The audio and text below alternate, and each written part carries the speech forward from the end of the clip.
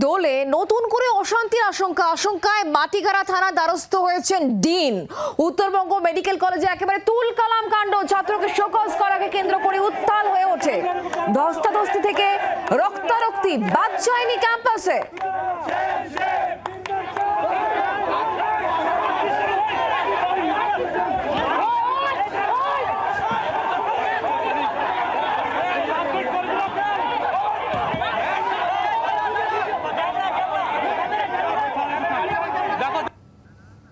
ওই জায়গাটাতে আমি ছিলাম না এক্স্যাক্টলি, আমি ওখান থেকে আমি আমার অফিসে ছিলাম, কিন্তু ওখানে দেখে আমি এখন না দেখে জায়গাটা আমি কি করে বলতে পারি যে ওখানে কি হয়েছে কি না হয়েছে। ওই আমি একটা সময় গিয়েছিলাম সেখানে স্টুডেন্টরা ছিল, তাদের মধ্যেই ডিসকাশনগুলো হচ্ছিল এবং ডিন ম্যাডাম ওখানে ঘেরাও হয়েছিলেন।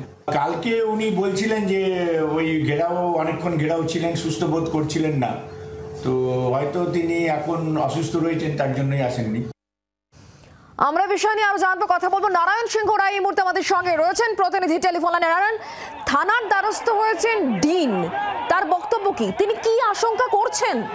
দেখো, তিনি ক্যামেরার সামনে না বললেও অবশেষে থানার দ্বারস্থ হয়েছেন। মেডিকেল আউটপোস্টে গিয়ে তিনি ওখানকার অফিসারদের সাথে দেখা করেছেন, কথা বলছেন। কারণ যেহেতু আজ বাদে কাল এবং পরশু দুদিন হোলি রয়েছে, তিনি আশঙ্কা করছেন যে গতকাল উত্তরবঙ্গ মেডিকেল কলেজ যে দুপুর থেকে সন্ধ্যা অব্দি যে উত্তাল হয়েছিল এবং তাকে দীর্ঘক্ষণ আটকে রাখা হয়েছিল এবং এক কথায় হেনস্থা করা হয়েছে।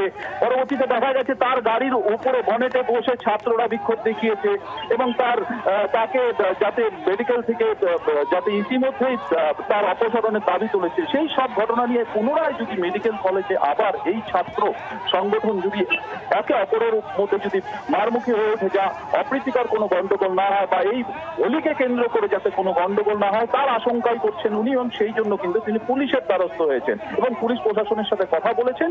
পরবর্তীতে কিন্তু এই বিষয়ে মেডিকেল সুপারের সাথেও যেটা কথা বলা হয়েছে, সেখানেও কিন্তু ছাত্ররা ডেপুটেশন দিয়েছেন।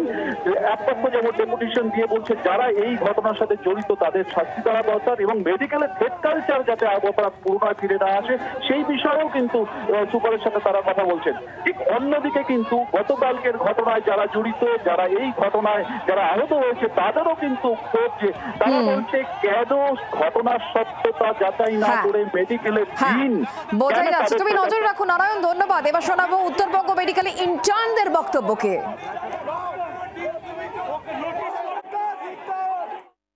আমরা যা খোঁজ পেয়েছি যে মূলত সেই চাবি নিয়ে গেছিল, ঠিক আছে, তাহলে তাকেই মূলত ধরা হয়েছে, ঠিক আছে। কারণ এবার যদি সেটাতে ইনভেস্টিগেশন করা, অবশ্যই ইনভেস্টিগেশন করা হোক যে কারা কারা সেখানে যুক্ত ছিল, কেন পারমিশন নেওয়া হয়নি। ডিন ম্যাম তো শুধু জানতেই চেয়েছেন যে কেন এটা করা হলো, সেইটুকু জানতে চেয়েছেন, কিন্তু সেখানে আমরা কি দেখলাম, সেখানে মারমুখী একটা পরিস্থিতি তৈরি হয়ে গেল। ডিন ম্যামকে রেজিগনেশন করানো, এই বিভিন্ন ধরনের করা হয়েছে। এটা কি একটা সুস্থ পরিবেশ হতে পারে?